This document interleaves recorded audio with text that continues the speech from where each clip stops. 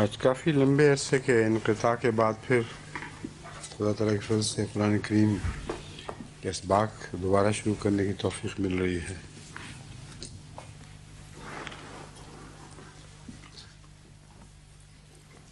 یہ اسی وقت کا لکھا ہوا جب چھوڑا تھا ہم نے؟ ہاں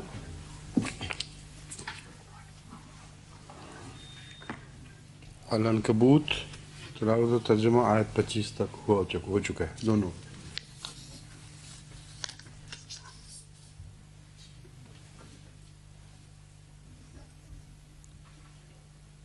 وقال انما سے شروع کرنا ہے۔ اعوذ باللہ من الشیطان الرجیم، بسم اللہ الرحمن الرحیم۔ وقال انما اتخذتم من دون اللہ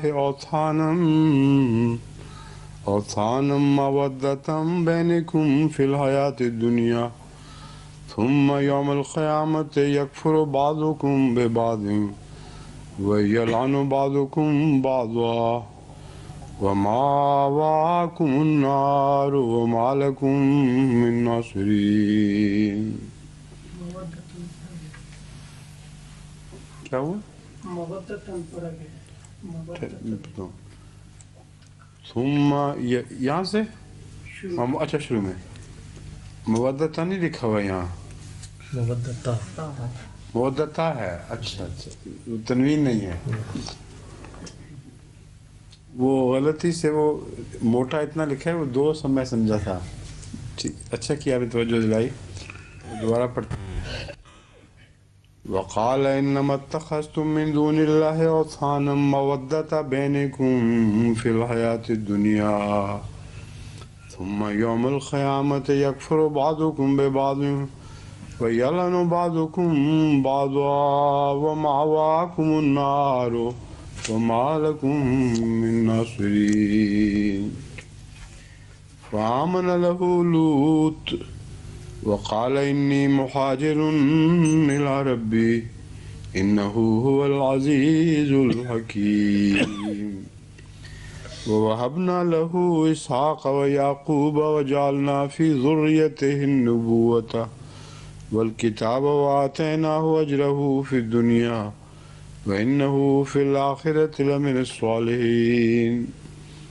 ولوطا اذ قال لقومہ انکم لتأتون الفاحشۃ ما سبقکم بہا من احد من العالمین اینکم لتأتون الرجال وتقطعون السبیل وتعتون فی نادیکم المنکر فما کان جواب قومہ الا ان قالوا ائتنا بعذاب اللہ ان کنت من الصادقین۔ قال رب انصرنی علی القوم المفسدین۔ ولما جاءت رسلنا ابراہیم بالبشریٰ قالوا إنا مهلكو أهل هذه القرية إن أهلها كانوا ظالمين۔ قال إن فيها لوطا قالوا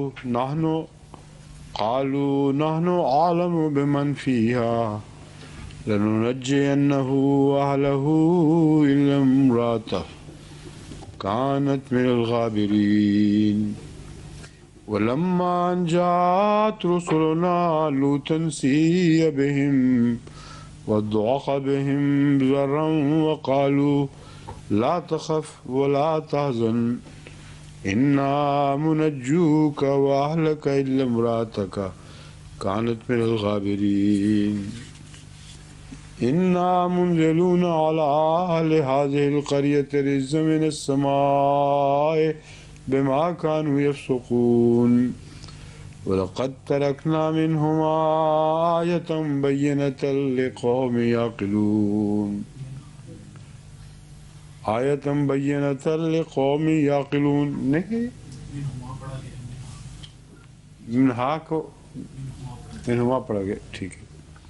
وَلَقَدْ تَرَكْنَا مِنْهَا آيَةً بَيِّنَةً لقوم يعقلون وإلى مدين أخاهم شعيبا فقال يا قوم اعبدوا الله وارجوا اليوم الآخر ولا تعثوا في الأرض مفسدين فكذبوه فأخذتهم الرجفة فأصبحوا في دارهم جاثمين وعاد وثمود وقد تبين لكم من مساكنهم وزين لهم الشيطان أعمالهم فصدهم عن السبيل وكانوا مستبصرين وقارون وفرعون وهامان ولقد جاءهم موسى بالبينات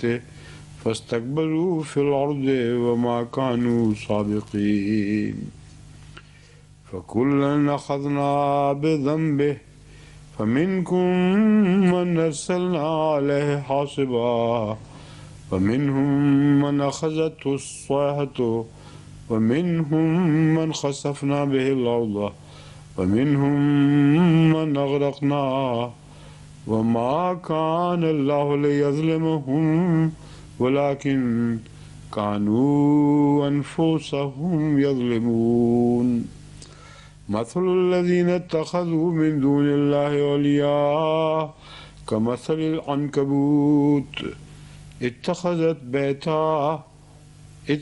بيتا وإن أوهن البيوت لبيت العنكبوت لو كانوا يعلمون إن الله يعلم ما يدعون من دونه من شيء وهو العزيز الحكيم وتلك الأمثال نضربها للناس وما يعقلها إلا العالمون خلق الله السماوات والأرض بالحق إن في ذلك لآية للمؤمنين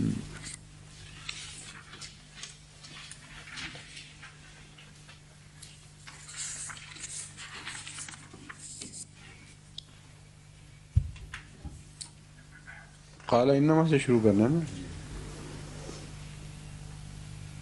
اس نے کہا کہ تم نے محض اللہ کے سوا بت بنا رکھے ہیں. آپس کی محبت کی وجہ سے. مودتاً پڑھنے میں ایک وجہ یہ بھی ہو گئی تھی کہ گرامر کے لحاظ سے دونوں ہی درست ہیں, باریک معنی کا فرق ہے. تو اصل میں مودتا بینکم اور مودتم بینکم میں فرق ہے. مودتم بینکم کا مطلب یہ ہے کہ جب آپس میں محبت ہو تو یہ ہو جایا کرتا ہے, اور مودتا بینکم کا مطلب ہے تمہاری محبت میں خلل ہے, تمہاری آپس کی محبت فطری نہیں, درست نہیں. یہ ایسی محبت ہے کہ اس کے نتیجے میں بت بنا لیے جاتے ہیں اور ایک دوسرے کو کی تم رعایت کرتے اور ایک دوسرے کی حمایت کرتے ہو. اور فی الحیات دنیا نے یہ بتا دیا کہ یہ مودت اسی دنیا میں رہے گی اور آخرت کے کسی کام نہیں آئے گی. ثم یوم القیامت یکفر بعضکم ببعض, پھر اس آپس کی محبت کے باوجود قیامت کے دن تم میں سے بعض دوسروں کا انکار کریں گے اور تم میں سے بعض دوسروں پر لعنت ڈالیں گے. یلنو بعضکم, تم میں سے بعض پر لعنت ڈالیں گے. وماواکم النار, اور تمہارا ٹھکانہ جہنم ہوگا, وہ آگ ہوگا. ومالکم من ناصرین, اور تمہارے لیے کوئی مددگار نہ ہوگا, تمہارے لیے مدد کرنے والوں میں سے کوئی نہ ہوگا. مددگار واحد کا صیغہ ہے لیکن ناصرین جمع کا ہے.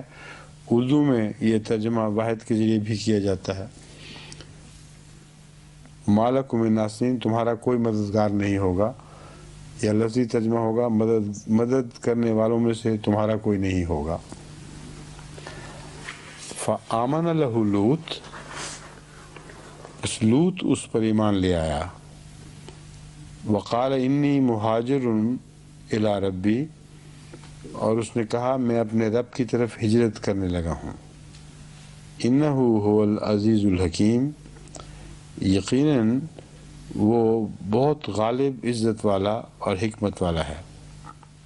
یا انی مہاجر الی ربی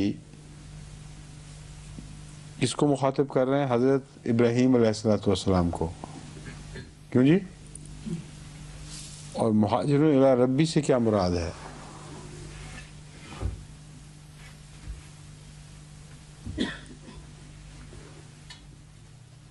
عام طور پر جو ترجموں سے میں نے تاثر لیا ہے وہ یہ ہے کہ وہ جگہ چھوڑ کر ایک دوسری جگہ جا بسے تھے. کیوں فوزیہ، یہی مطلب ہے کہ کچھ اور ہے؟ جس طرح موسیٰ علیہ السلام نے کیا تھا. کچھ نہیں سمجھ آ رہے، آپ بتائیں. اس میں جاتا ہے کہ ان کی مخالفت کے مقابل پر نہاں ہم ہو گئے جا رہے ہیں، نہاں والا مضمون. اور کوئی؟ اگر حضرت ابراہیم کو مخاطب ہوں تو یہ معنی کرنا گناہ بن جائے گا کہ گویا ابراہیم کی جگہ پہ تو خدا نہیں ہے، اس جگہ کو چھوڑ کر وہ خدا کی طرف ہجرت کر رہے ہیں. اس لیے مہاجرن الی ربی کا ہمیشہ جو بنیادی معنی ہے وہی لینا چاہیے کہ ایسی ہجرت میں جسمانی ہجرت نہیں ہوتی بلکہ روحانی ہجرت ہوتی ہے. تو حضرت لوط نے اپنی قوم سے ابراہیم کی طرف ہجرت کی ہے اور ابراہیمی باتوں کی طرف ہجرت کی ہے. اس ہجرت کے بعد بعض دفعہ جسمانی ہجرت بھی درپیش ہوتی ہے. تو وہ ایک ثانوی عمل ہے جو ہجرت الی اللہ کا نتیجہ بنتی ہے. جب انسان ہجرت الی اللہ کرے تو اس کو جگہ چھوڑنے کی ضرورت نہیں. کبھی کسی نبی نے ہجرت الی اللہ کے نتیجے میں جگہ نہیں چھوڑی، لیکن ہجرت الی اللہ مجبور کر دیتی ہے ماحول کی مخالفت کی وجہ سے کہ اس جگہ کو چھوڑو اور اپنی ہجرت الی اللہ کو قائم رکھو. کیونکہ ہجرت الی اللہ بعض تقاضے رکھتی ہے، عبادت کے تقاضے، خدا تعالیٰ کی فرمانبرداری کے تقاضے، ماحول کی بعض مخالفتوں کے تقاضے. وہ ہجرت پھر جسمانی ہجرت پہ مجبور کرتی ہے، مگر مقصد یہی رہتا ہے کہ اللہ کی طرف ہجرت قائم رہے اور اس میں خلل واقع نہ ہو. تو رسول اللہ صلی اللہ علیہ وآلہ وسلم کی ہجرت نبوت کے وقت بلکہ اس سے بھی پہلے الی اللہ تھی، اور بعد میں جو ہجرت درپیش آئی اس ہجرت کے پہلی ہجرت کے تقاضوں کو بچانے کی خاطر درپیش تھی. تو حضرت لوط کی بعد کی ہجرت اس پہلی ہجرت کا نتیجہ ہے جس کا اس آیت پہ ذکر ہے.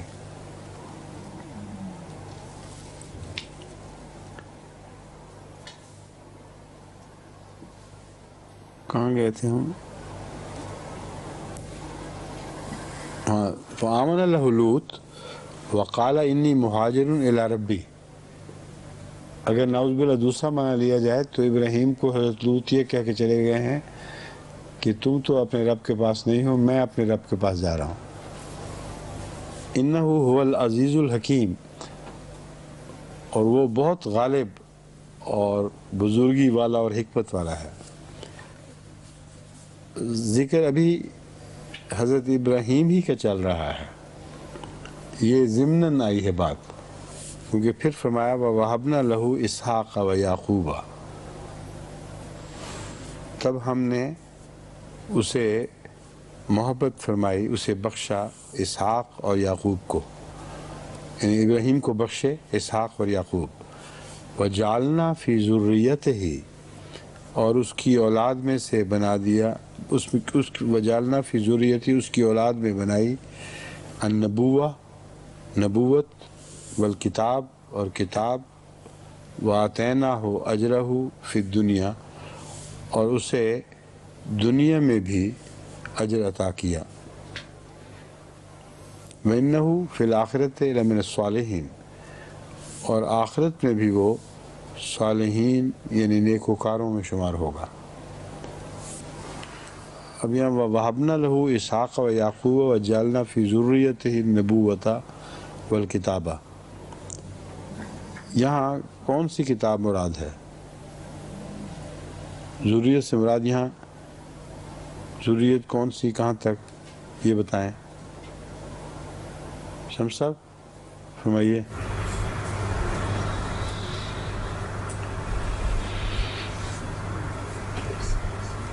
قرآن کریم کی مراد ہو سکتی ہے. فی ذریت ہی میں حضرت ابراہیم کی ذریت آگے مسلسل رسول اللہ صلی اللہ علیہ وآلہ وسلم تک چلتی ہے، اور حضرت موسیٰ بھی بیچ میں آتے ہیں.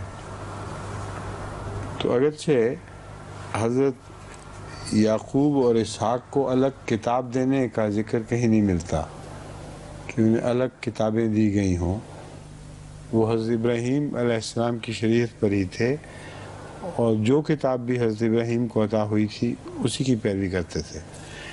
اس لیے ان کے ذکر کے بعد یہ فرمایا ہے جعلنا فی ذریت ہی، اس سے وہ ذریت ہے جو یعقوب اور اسحاق سے آگے نکل جاتی ہے. اور وہاں حضرت موسیٰ کا ذکر ہے دراصل، کیونکہ رسول اللہ صلی اللہ علیہ وسلم تک جو یہ برکت پہنچی ہے، ابراہیم کی برکت جو آگے منتقل ہوئی ہے، یہ اسماعیل کے ذریعے ہوئی ہے. تو وہ مضمون ایک الگ اپنی ذات میں انفرادیت رکھتا ہے. یہاں اس موقع پر اسحاق اور یعقوب کے تسلسل میں جو کتاب ہمیں دکھائی دیتی ہے وہ موسیٰ کی کتاب ہے. اس لیے ذریت و نبوتہ میں تو واحد نبوت کافی ہے، کئی نبیوں کے لیے ایک ہی لفظ اطلاق پا سکتا ہے، لیکن الکتاب میں غالباً ایک ہی کتاب مراد ہے، اور یہ وہ کتاب ہے جو جس کا قرآن کریم نے موسیٰ کی کتاب کے طور پر ذکر کیا ہے. وَآتَيْنَاهُ أَجْرَهُ فِي الدُّنْيَا، اور اس کا اجر ہم نے اسے دنیا میں عطا کیا. یہ کون سا اجر ہے؟ وَإِنَّهُ فِي الْآخِرَةِ لَمِنَ الصَّالِحِينَ، اور آخرت میں نیکوکاروں میں شمار ہوگا. کیوں جی؟ وَجْعَلْ لِي لِسَانَ صِدْقٍ فِي الْآخِرَةِ، وہ نہیں بات ہو رہی. یہاں دنیا کے مقابل پر جب آخرت کہیں گے تو آخرت کی دوسری آخرت مراد ہوتی ہے. یہاں دنیا کے ساتھ جس آخرت کا ذکر ہے وہ اس دنیا اور اس دنیا کی بات ہے. تو یہاں دنیا میں اجر دے دیا ہم نے اس کو، اور پھر آخرت میں وہ صالحین میں شمار ہوگا. میری مراد یہ ہے کہ حضرت ابراہیم کا ذکر خیر جو تینوں بڑے دینوں میں، ہاں نہیں وہ نہیں، میں مطلب وہ مراد نہیں ہے یہاں. اچھا، کیونکہ وہ اس آخرت میں ہونا ہے جو اس دنیا کی آخرت ہے. یہاں مضمون مختلف ہے. یہاں نبوت کے علاوہ حضرت ابراہیم علیہ السلام پر خدا تعالیٰ نے دنیاوی فضل بھی بہت فرمائے تھے. تو پہلے روحانی اجر کا ذکر فرما کر پھر یہ فرمایا کہ اسے دنیاوی اجر سے بھی محروم نہیں کیا گیا. اسے ہم نے دنیا میں بھی بہت کچھ دیا، لیکن آخرت کے بدلے نہیں، بلکہ آخرت میں بھی وہ صالحین ہی میں شمار ہوگا. بعض دفعہ دنیا میں دینے سے آخرت ختم ہو جاتی ہے، اس کے مقابل پر ملتا ہے دنیا میں. مگر ایسا دنیا میں نعمتیں پانے والا انسان تھا جس کی آخرت یعنی مرنے کے بعد کی زندگی محفوظ رہی. اور ایک نبی کو صالحین میں کیوں شمار کیا؟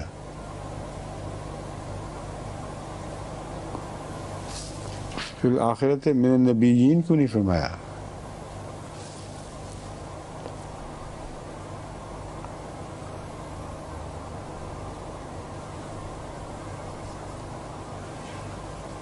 یہ فرمائیے.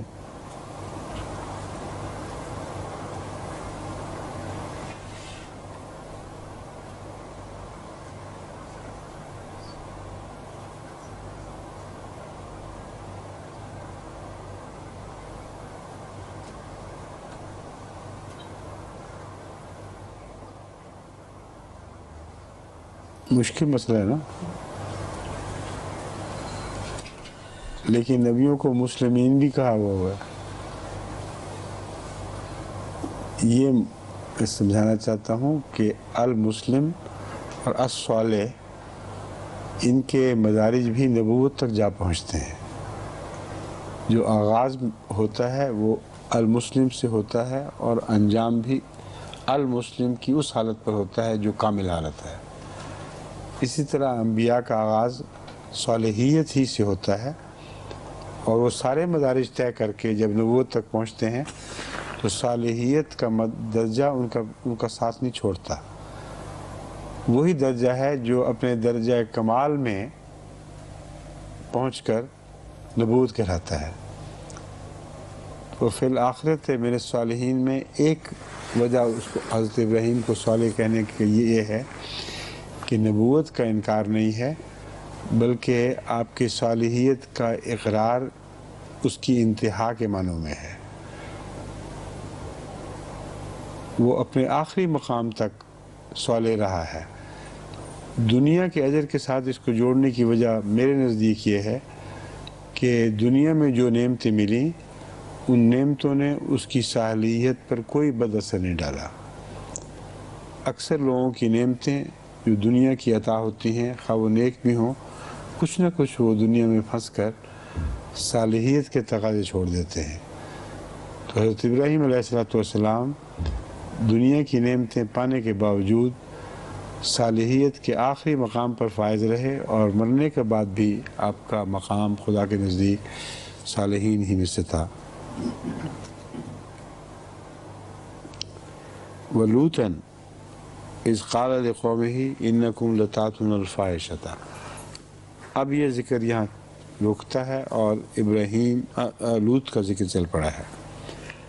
اِذْ قَالَ لِقَوْمِهِ إِنَّكُمْ لَتَأْتُونَ الْفَاحِشَةَ مَا سَبَقَكُمْ بِهَا مِنْ أَحَدٍ مِنَ الْعَالَمِينَ.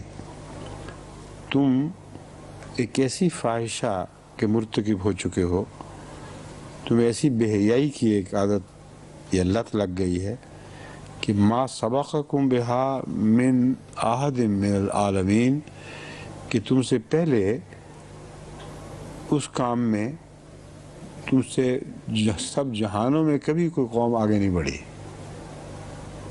یہاں ایک بات خاص طور پر توجہ کے لائق ہے. ما سبقکم بہا من احد من العالمین میں ایک معنی یہ ہو سکتا ہے کہ یہ بد عمل اس سے پہلے ساری دنیا میں کبھی کسی نے نہیں دکھایا.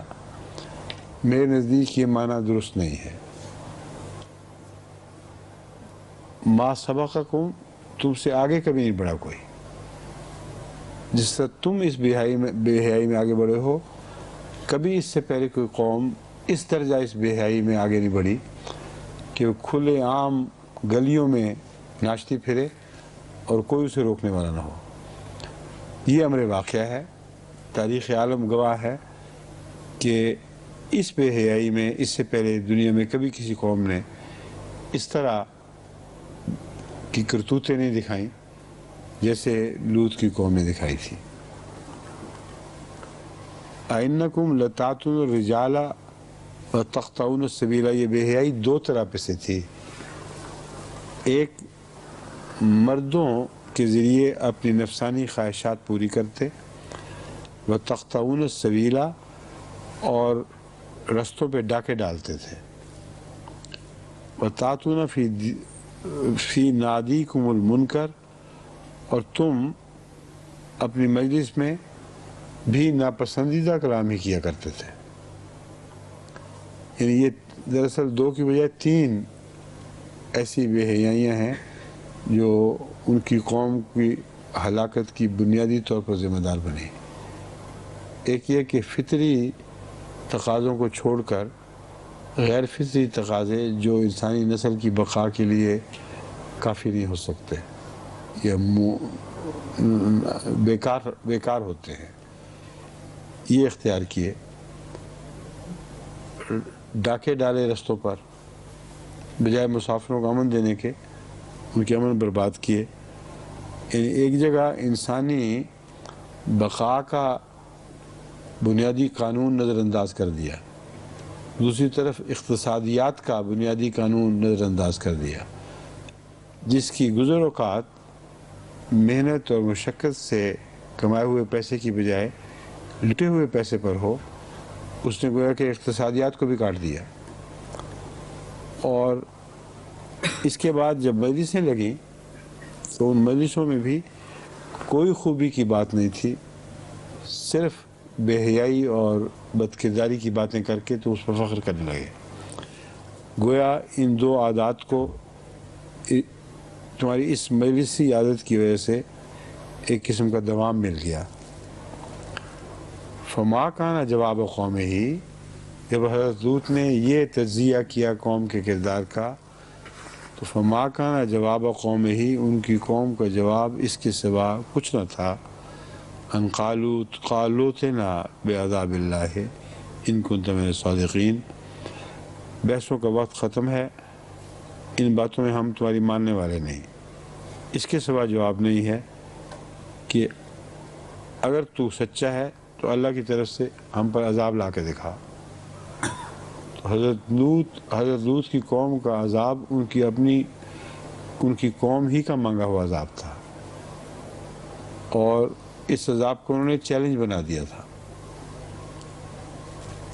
قال رب انصرنی علی القوم المفسدین، حضرت لوط نے یہ عرض کیا، رب اے میرے رب،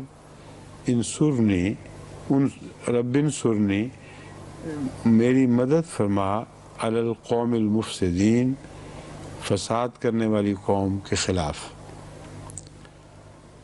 ولما جات رسولنا ابراہیم بالبشرا، اور جب ہمارے رسول یعنی خدا کے بھیجے ہوئے فرشتے ابراہیم کے پاس بالبشرا خوشخبری لے کر آئے، قالوا انا مہلکو حال هذه القریۃ ان اہلہا کانوا ظالمین، انہوں نے کہا کہ ہم یقیناً ہلاک کرنے والے ہیں اس بستی کے رہنے والوں کو، اس بستی کے اہالیان کو یا اس بستی میں بسنے والوں کو۔ ان اہلہا کانوا ظالمین، یہ اس بستی میں رہنے والے ظالمین ہیں۔ یہ فقرہ یا تو حضرت لوط کی طرف آنے والے فرشتوں کی طرف منسوب کیا جا سکتا ہے، یا اللہ تعالیٰ کی طرف سے ایک دائمی قانون کا اظہار سمجھا جا سکتا ہے۔ ان اہلہا کانوا ظالمین، یہ ایک دائمی صداقت کا اظہار ہے کہ ایسے لوگ جن کو خدا ہلاک کیا کرتا ہے وہ اللہ کی نظر میں ظالم ہو چکے تھے، اس کے رہنے والے ظالم ہو چکے تھے، اور اگر انہوں نے ہی بات بڑھا کر یہ کہا ہو ان اہلہا کانوا ظالمین تو یہ بھی بعید نہیں۔ قال ان فیہا لوطا،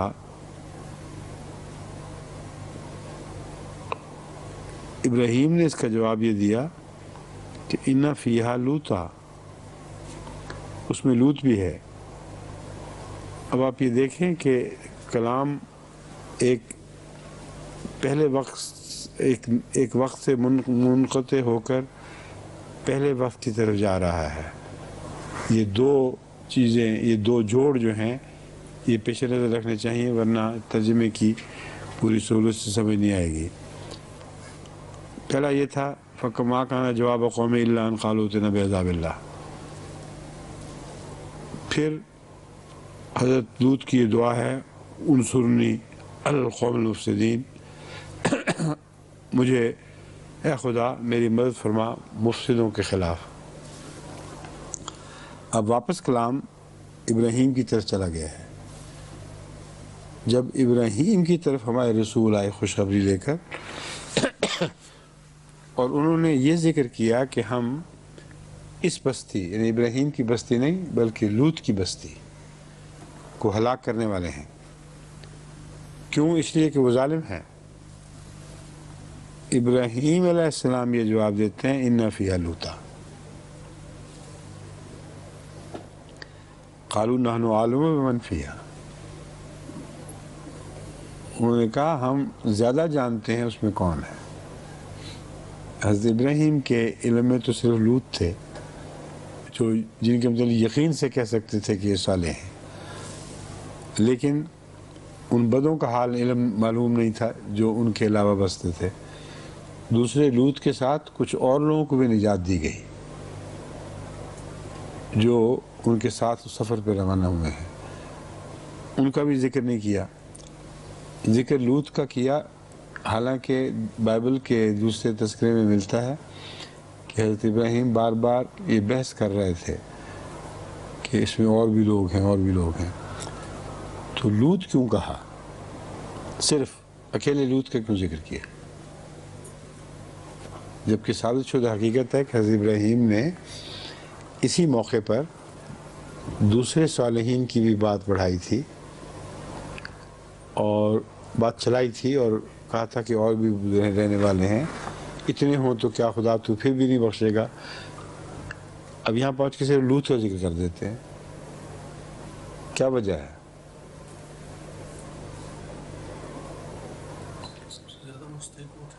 بچائے جانے کے سب سے زیادہ مستحق. لوط اللہ کے نبی تھے، اور بعض دفعہ جو سب سے بڑی مرکزی اہمیت کا وجود ہے اس کا ذکر اس لیے کیا جاتا ہے کہ توجہ پھیری جائے کہ اس کے ہوتے ہوئے کیسے عذاب آ سکتا ہے. اور دوسرا ایک قاعدہ کلیہ بھی ہے. وہ قاعدہ کلیہ یہ ہے کہ اللہ تعالیٰ نے رسول اللہ صلی اللہ علیہ وسلم کو مخاطب کر کے فرمایا کہ جب تک تو ان میں ہے ان میں عذاب نہیں آئے گا. تو حضرت ابراہیم علیہ السلام کو یہ تو خبر نہیں تھی کہ خدا عذاب کس طریقے پر لائے گا.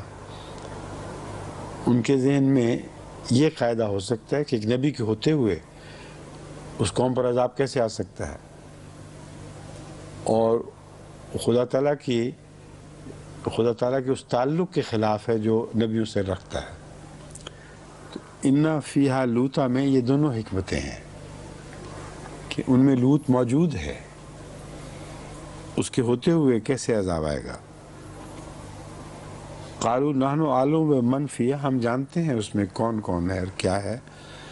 لننجینہ واہلہ الا امرأتہ، ہم اسے اس بستی سے نکال لیں گے اور اس کے اہل کو بھی بستی سے نکال لیں گے سوائے اس کی بیوی کے. کانت من الغابرین، وہ پیچھے رہنے والوں میں سے ہوگی یا ہو گئی، شمار ہو چکی ہے. ولما ان جاءت رسلنا لوطا سیء بهم وضاق بهم ذرا. اب یہاں یہ بات ختم کر کے لوط کی طرف جاتے ہیں، اور حضرت لوط نے پہلے کیا دعا مانگی تھی اس کو یاد کر لیں. اے خدا میری مدد فرما ان کے خلاف. وہ بھی نہیں سمجھ رہے تھے کہ کس طرح مدد آئے گی، اور جب پتہ چلا کہ عذاب کی صورت میں آنی ہے تو فوراً پھر گئے ہیں اس سے. سیئ بہم وضاق بہم ذرا، ان کی طرف سے دل تنگ ہو گیا اس کا، اور اس سے دونوں معنی برا لگنا اور دل تنگنا ایک ہی معنی ہے، مگر سیئ بہم ان کی اس بات کو اس نے برا منایا یا ان کی وجہ سے ایک برا محسوس کیا. وضاق بہم ذرا، یہ محاورہ ضاق بہم ذرا، اس کے دل نے تنگی محسوس کی. وقالوا لا تخف ولا تحزن، اس پر انہوں نے کہا خوف نہ کر اور غم نہ کر. انا منجوک و اہلک، ہم تجھے ضرور نجات دیں گے اور تیرے اہل کو بھی. الا امرأتک کانت من الغابرین، سوائے تیری بیوی کے کہ جو پیچھے رہنے والوں میں سے ہے. فلما جاءت رسلنا لوطا سیئ بہم وضاق بہم ذرا، اس میں بھی غالباً وہی حضرت ابراہیم والی علمی اس بے چینی کا موجب بنی ہے. ان کو یہ خیال گزرا ہے کہ عذاب دینے آئے ہیں تو اس عذاب سے مجھے اور میرے سچے متبعین کو بھی تکلیف پہنچے گی. اس کے جواب میں وہ کہتے ہیں لا تخف ولا تحزن، خوف نہ کر، غمگین نہ ہو، ہم یقیناً تجھے اور تیرے اہل کو نجات بخشیں گے، نجات دیں گے، ہاں تیری بیوی کے سوا. انا منزلون علی اہل هذه القریۃ رجزا من السماء بما كانوا یفسقون، یقیناً ہم اس بستی پر اور اس کے رہنے والوں پر آسمان سے عذاب اتارنے والے ہیں، بما كانوا یفسقون، اس وجہ سے کہ جو وہ فسق و فجور کیا کرتے تھے۔ وَلَقَدْ تَرَكْنَا مِنْهَا آیَةً بَيِّنَةً لِقَوْمٍ يَعْقِلُونَ، اور یقیناً ہم نے اس میں ترکنا، اس میں چھوڑی، یہاں منہما جو لفظ میں نے پڑھا تھا یہ کسی لکھنے کی غلطی کی وجہ سے نہیں بلکہ اپنی غلطی کی وجہ سے دماغ مضمون الجھا ہوا تو منہما وہ منہا پڑھ گیا ہوں۔ تو بعض دفعہ اس قسم کی غلطی بھی ہو جاتی ہے کہ دیکھے تو صاف نظر آتا ہے کہ منہا ہونا چاہیے مگر وہ بے خیالی میں پڑھا جاتا ہے، یہاں اس لیے میں نے یہ پڑھا تھا، یہ غلطی تھی۔ وَلَقَدْ تَرَكْنَا مِنْهَا آیَةً بَيِّنَةً، اور ہم نے اس میں ایک کھلا کھلا نشان چھوڑا، قوم یعقلون، ایک ایسی قوم کے لیے جو عقل رکھتی ہے۔ اب بتائیں وَلَقَدْ تَرَكْنَا مِنْهَا آیَةً بَيِّنَةً، یہ کیا مراد ہے؟ بیوی رہ گئی، قوم تباہ ہو گئی، حضرت لوط چلے گئے، تو نشان کون سا چھوڑا ہے؟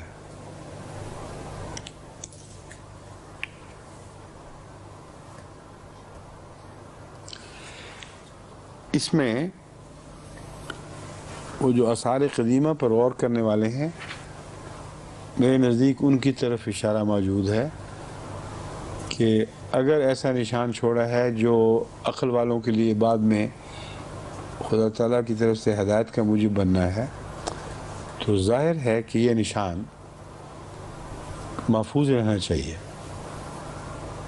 اور لوط کی بستی کے تعلق میں دوسری آیات یہ بتا رہی ہیں کہ لازماً یہ نشان محفوظ رہا ہے۔ نشان یہ ہے کہ خدا تعالیٰ نے جیسا کہ بیان فرمایا ان کو ضرور ایسی بستی ملے گی جس میں بین ہی وہی واقعہ گزرا ہوگا جو قرآن کریم نے بیان فرمایا ہے۔ جب تک یہ بستی دریافت نہ ہو اس وقت تک یہ ایک دعویٰ رہے گا، لیکن ہم نے ایک نشان چھوڑ دیا ہے، مطلب ہے اس کو اسی حال پہ محفوظ کر دیا ہے۔ اب آئندہ آنے والے جب تحقیق کریں گے تو ان کو وہ نشان معلوم ہوگا اور عقل والے لوگ اس نشان کو تلاش کر لیں گے۔ وَإِلَىٰ مَدْيَنَ أَخَاهُمْ شُعَيْبًا، اور مدین کی طرف ہم نے ان کا بھائی شعیب بھیجا۔ فَقَالَ يَا قَوْمِ اعْبُدُوا اللَّهَ وَارْجُوا الْيَوْمَ الْآخِرَ وَلَا تَعْثَوْا فِي الْأَرْضِ مُفْسِدِينَ، بس اس نے کہا اے میری قوم، اللہ کی عبادت کر، اللہ کی عبادت کرو، ورجو اليوم الآخرہ، اور یوم آخر کی امید رکھو، ولا تعثوا فی الارض مفسدین، اور زمین میں مفسد بنتے ہوئے، فساد پھیلاتے ہوئے نہ دوڑو نہ چلو پھرو۔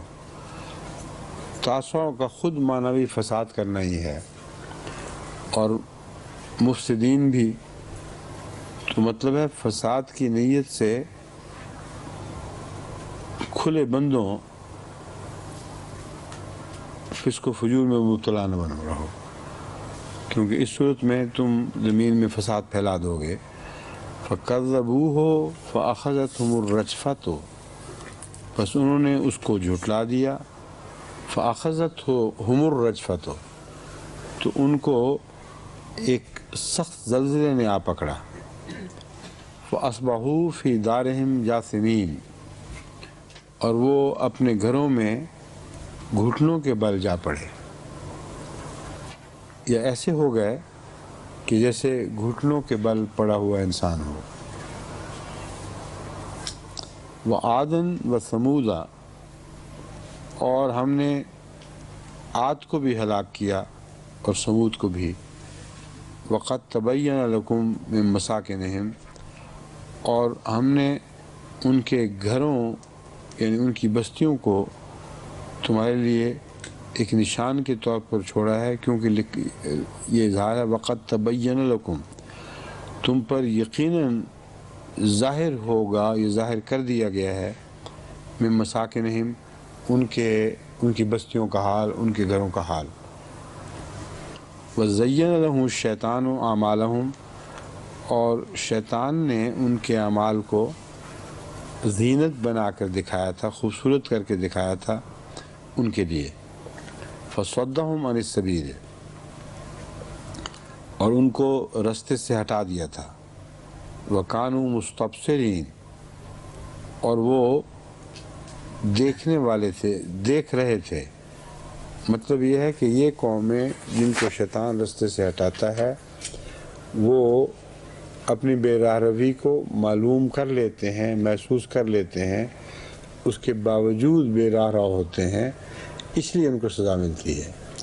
تو مستبصرین کا مطلب ہے کہ یہ جرم کرنے والی قومیں ساری ایسی تھیں جن کو اپنے جرم دکھائی دے رہے تھے اور یہ سمجھتے تھے کہ پکڑے نہیں جائیں گے، اس لیے جرم کے گواہ وہ خود بن چکے تھے، ان پر عذاب ثابت ہو چکا تھا، اور چونکہ وہ مستبصر ہونے کی حالت میں ہدایت کے رستے سے ہٹے ہیں، اس لیے اس دنیا میں جو ان کو سزا مل گئی ہے یہ ان پر واجب آتی تھی۔ وقارون و فرعون و حامان، اور قارون کو بھی اور فرعون کو بھی اور حامان کو بھی ہم نے ہلاک کر دیا۔ وَلَقَدْ جَاءَهُمْ مُوسَىٰ بِالْبَيِّنَاتِ، ان کے پاس موسیٰ کھلے کھلے نشان لے کر آیا۔ فَاسْتَكْبَرُوا فِي الْأَرْضِ، تو انہوں نے زمین میں تکبر سے کام لیا۔ وَمَا كَانُوا سَابِقِينَ، اور وہ ہماری پکڑ سے آگے بھاگ نہیں سکتے تھے۔ وَمَا كَانُوا سَابِقِينَ، اور وہ نہ تھے آگے بڑھنے والے۔ کیوں جی مومن صاحب، اس کا کوئی اور معنی آپ کریں گے یا یہی معنی کریں گے؟ ہاں، سابقین فی الارض یعنی باقی قوموں کی طرح انہوں نے بھی پکڑا جانا تھا اور پکڑے گئے، اور وہ ہماری سزا سے بھاگ نہیں سکے۔ پھر فَكُلًّا أَخَذْنَا بِذَنبِهِ، ان میں سے ہر ایک کو ہم نے اس کے گناہ کے باعث پکڑا۔ فَمِنْهُمْ مَنْ أَرْسَلْنَا عَلَيْهِ حَاصِبًا، ان میں سے ایسے بھی تھے جن پر پتھراؤ کیا گیا، ان پر پتھروں کی بارش برسائی گئی۔ ارسلنا علیہم حاصبا، حاصب پتھروں کے مہ کو کہتے ہیں۔ ومنہم من اخذتہ الصیحۃ، اور ان میں ایسے بھی تھے جنہیں ایک خوفناک گرج نے آ پکڑا۔ ومنہم من خسفنا بہ الارض، اور ان میں ایسے بھی تھے جن کو ہم نے زمین میں گاڑ دیا۔ ومنہم من اغرقنا، اور ایسے بھی ان میں تھے جن کو ہم نے غرق کر دیا۔ وما کان اللہ لیظلمہم، اور ہرگز اللہ کے لیے ممکن نہیں کہ ان پر ظلم کرتا۔ ولیکن کانوا انفسہم یظلمون، لیکن یا بلکہ وہ خود اپنی جانوں پر ظلم کرنے والے تھے یا ظلم کیا کرتے تھے۔ یظلمون۔ مثل الذین اتخذوا من دون اللہ اولیاء کمثل العنکبوت، مثل الذین اتخذوا من دون اللہ اولیاء، ان لوگوں کی مثال جنہوں نے اللہ کے سوا اولیاء بنا رکھے، یعنی دوست پکڑ لیے، یعنی شریک ٹھہرا لیے خدا کے۔ کمثل العنکبوت، مکڑی کی سی مثال ہے۔ اتخذت بیتا، اس نے بھی ایک گھر بنایا ہے۔ وَإِنَّ أَوْهَنَ الْبُيُوتِ لَبَيْتُ الْعَنْكَبُوتِ، اور حقیقت یہ ہے کہ سب گھروں میں سب سے کمزور گھر مکڑی کا گھر ہے۔ لَوْ كَانُوا يَعْلَمُونَ، کاش وہ اس حقیقت کو جانتے۔ یہ جو مثال ہے اس کو پہ غور کریں، کیسے چسپاں آ رہی ہے، چسپاں ہو رہی ہے، بتائیں کون؟ آپ شمس صاحب؟ آپ؟ اس کا گھر ہوتا ہے بہت مضبوط ہوتا ہے. اچھا. اسی طرح جو دنیاوی بناتے ہیں دوست، بظاہر جاہ و جلال والے ہوتے ہیں، تو سمجھا جاتا ہے کہ وہ کیا بناتے ہیں؟ جو دوست جن کو بناتے ہیں خدا کے سوا، ہاں، وہ دنیا میں جاہ و جلال والے ہوتے ہیں، اور وہ سمجھ رہے ہوتے ہیں کہ ان کی دوستی جو ہے وہ ان کے کام آئے گی بہت. لیکن جیسے مکڑی کا گھر جو ہے وہ کمزور ہوتا ہے دراصل. مضبوط ہوتا ہے کہ کمزور ہوتا ہے؟ جی، مضبوط ہوتا ہے کہ کمزور ہوتا ہے؟ بظاہر مضبوط ہوتا ہے لیکن ٹوٹنے میں بظاہر کمزور ہوتا ہے، کیونکہ مکڑی کے جالے کو تو ہر دوسری چیز یوں اڑا کے لے جاتی ہے. شاخیں ہلیں تو وہ مارا جاتا ہے، اس لیے وہ ایسی جگہ بناتی ہے جہاں ہوا نہ چلے. اور جو عام جانور اور پرندے وہ اس میں پھنستے نہیں ہیں، وہ نکل جاتے ہیں اس کو توڑ کے. لیکن یہاں مثال ان کی ہے جو خود شریک ٹھہراتے ہیں. انہوں نے کیا بنایا ہے؟ جہاں تک شریک ٹھہرانے والوں کا تعلق ہے، وہ اپنے اس گھر کو مضبوط ہی دیکھتے ہیں، کیونکہ امر واقعہ یہ ہے کہ مکڑی سے زیادہ مضبوط گھر کسی اور تانے بانے سے نہیں بنایا جا سکتا. کیونکہ سائنسدانوں نے یہ تحقیق کی ہے کہ اگر لوہے کے سٹیل کے تار بھی بنائے جائیں اتنے وزن کے جس وزن کے مکڑی کے جالے سے گھر بنایا جاتا ہے، اس جالے کا کہ وزن کا اگر سٹیل ہو تو اس جالے سے کمزور ہوگا. مکڑی کا جالا مضبوط ترین انسانی بنائے ہوئے رسوں اور تاروں وغیرہ، خواہ وہ لوہے کے ہوں کسی مادے کے ہوں، ان سے زیادہ طاقتور ہے. تو اللہ تعالیٰ، یہ آج کی تحقیق ہے، مگر خدا تعالیٰ کے علم کے لحاظ سے تو آج کی تحقیق نہیں. قرآن کریم میں یہ مضمون داخل سمجھا جائے گا، ورنہ نعوذ باللہ من ذالک کہ انسان کی بنائی ہوئی کتاب بنے گی. تو اس مضمون کو اس کے ساتھ شامل کر کے پڑھیں، پھر سمجھائیں کیا مطلب بنتا ہے.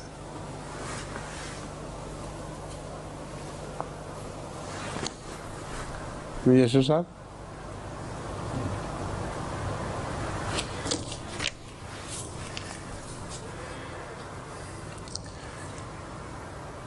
میں نے کہا یہ گھڑی آپ کی غلط کام دکھا رہی ہے، کیوں؟ مجھے دھوکہ دینے کے لیے یا مکڑی والا حساب ہے؟ انہوں نے تھوڑی نا ان کا ذہن ادھر تھا تو وہ آن کرنے میں بھول گئے تھے. اچھا، کیونکہ میری گھڑی اور بات بتا رہی ہے، آپ کی گھڑی اور بات بتا رہی ہے. ہم نے 10 منٹ پہلے ختم کرنا ہے، ٹھیک ہے نا؟ اور یہ کیا کہہ رہی ہے 2 منٹ پہلے، کبھی 21 کبھی 2. نہیں 21 حضور 21 چل رہا ہے، 21 منٹ رہتے ہیں اس کے مطابق. اور میرے مطابق 7-8 منٹ رہتے ہیں صرف. 10 منٹ رہتے ہیں. نہیں 10 منٹ پہلے میں آ نہیں گیا تھا یہاں. کیوں جی؟ ہاں میں بعد میں آیا تھا. تو پھر ٹھیک ہے، آپ کے حساب سے کیا رہتا ہے؟ 10 منٹ. ٹھیک ہے، 10 منٹ میں انشاءاللہ ختم کریں گے. ان اللہ یعلم ما یدعون. ہاں، مکڑی کے گھر کی بات پہلے ختم کر لیں. بتائیں، ہمیں جو سائنٹسٹ ایک شاگرد بیٹھا ہوا ہے وہ ہے فوزیہ شاہ. اس نے سائنس پڑھی ہوئی ہے اور سب کچھ. وہ ایسے مسائل پر بسا اوقات لب کشائی کرتی ہے. حل کریں یا نہ کریں یہ ان کی مرضی ہے، لیکن لب کشائی کر سکتی ہیں. آپ بتائیں، بولیں. اس حقیقت کو پیش نظر رکھتے ہوئے کہ نئی تحقیق یا پرانی تحقیق بے تعلق بات ہے، اللہ کے علم میں جس نے قرآن کریم ہمیں عطا فرمایا ہے، جس وقت یہ مکڑی کی جالی کی بات ہو رہی تھی اس کی ہر حقیقت اس پر روشن تھی. ایسی حقیقت بھی جو ابھی تک کے زمانوں اب تک کی تحقیق کے علم میں نہیں آ سکی.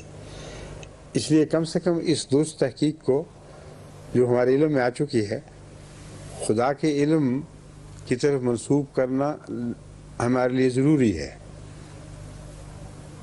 اس کے بعد اس کا ترجمہ ہو سکتا ہے. اب بتائیں، مثال کو کھولیں، کس کی مثال کیسے دی جا رہی ہے؟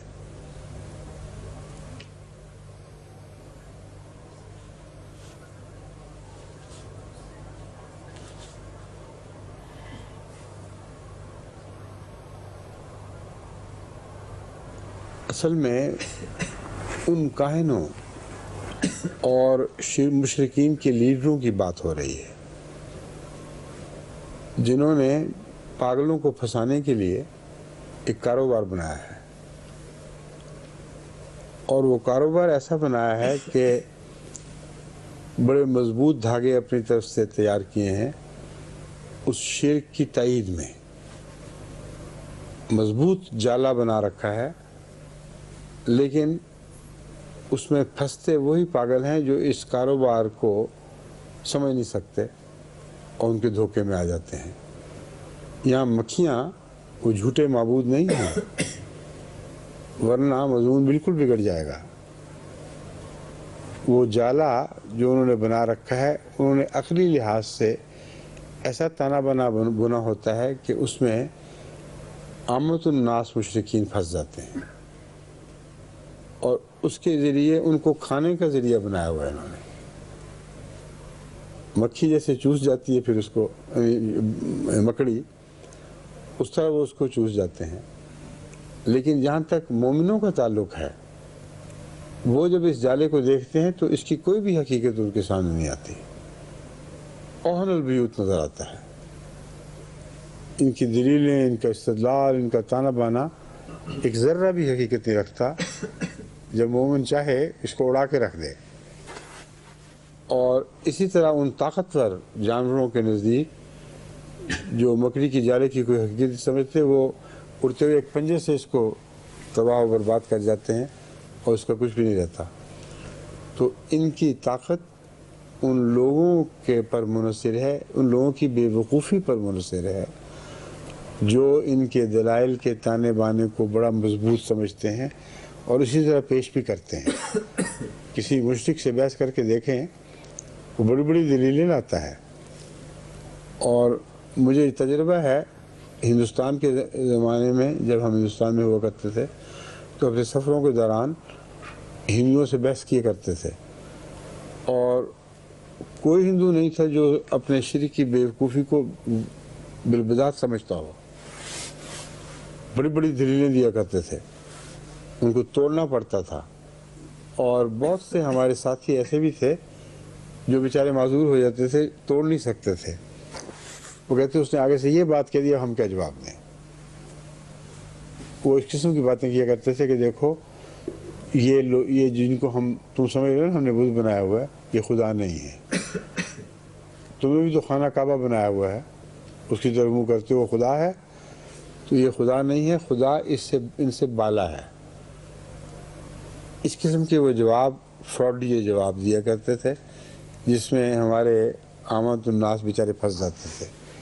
یعنی پھنستے یہ نہیں کہ ان کے جال میں پھنس جائیں، بلکہ سمجھتے تھے کہ تانا بانا مضبوط ہے.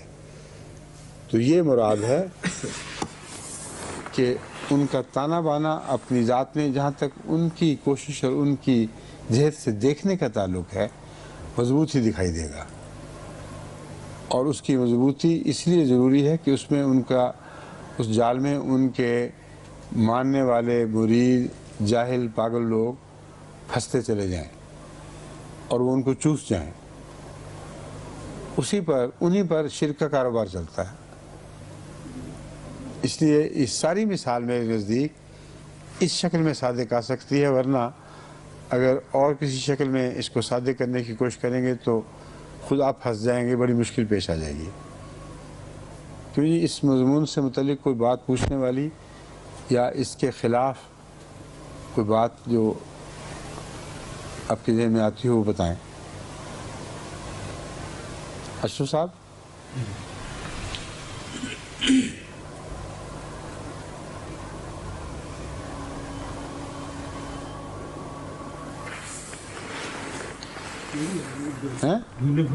ठीक है और तो जो इंसान पेश करते हैं अपने को मजबूती पेश करता है, वो आपने जिस तरह अपनी मूछों को ताव दिया हुआ है और जिस तरह कटाव किया उसका जवान दिखाई देते हैं माशाल्लाह, हैं, और सर को ढांप लिया टोपी से, तो ये भी एक मजबूत ताना बाना है।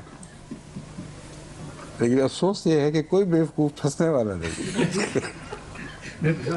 हाँ वो ठीक है।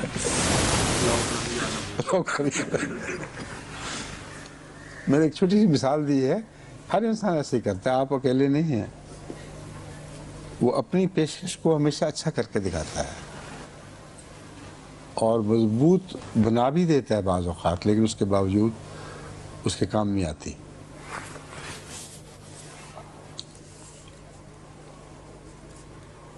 लो कानू यालमून, काश के वो जानते ये सारी चीज़ें बेकार और बेमकसद हैं, उनकी किसी काम नहीं आएंगी।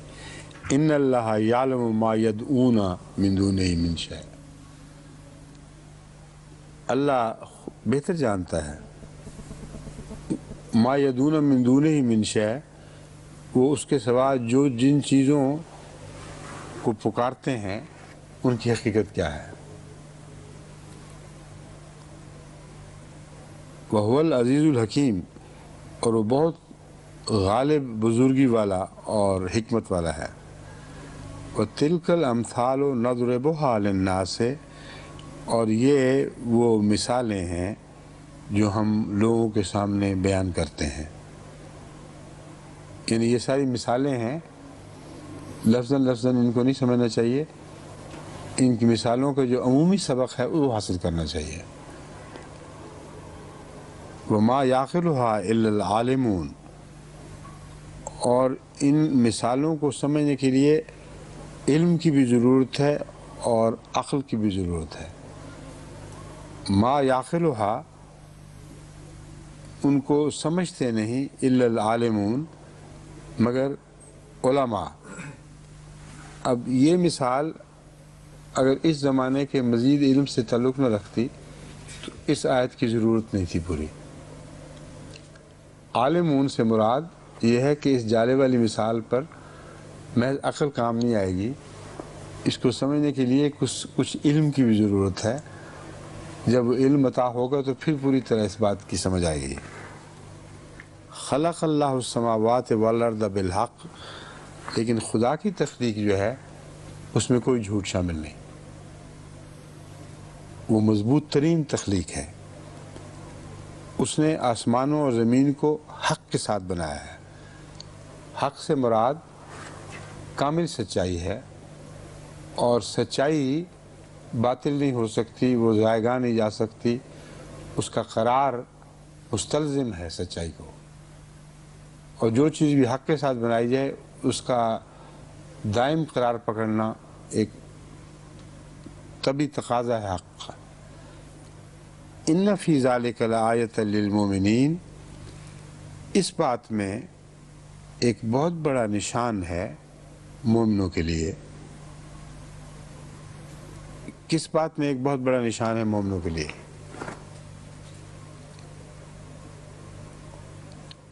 ये तय कर दें तो वक्त ख़त्म हो जाएगा, 1 मिनट रह गया।